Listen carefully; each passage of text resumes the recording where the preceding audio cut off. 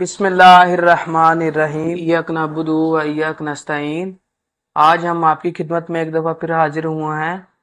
आज हमारे पास रचना की वैरायटी है महाराजा, जिसे ये हाइब्रिड बाजरा है रचना का।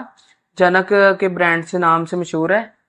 ये पर एकड़ आपका 2.5 किलो लगता है फी एकड़ पे, और बदजा ये छट्टे पे लगता है।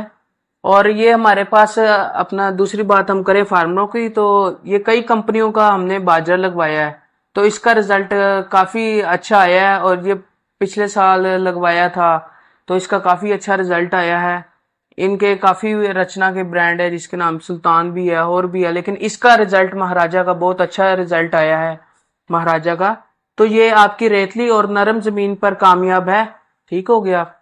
और इसमें जो खास बात है ना, इसकी जो पैदावारी सलाहियत है इस बाजरे की, वो 20 से 25 मन तक आ जाती है आपकी एवरेज। और जो इसका सोइंग टाइम है वो 15 जुलाई से आखिर जुलाई तक है।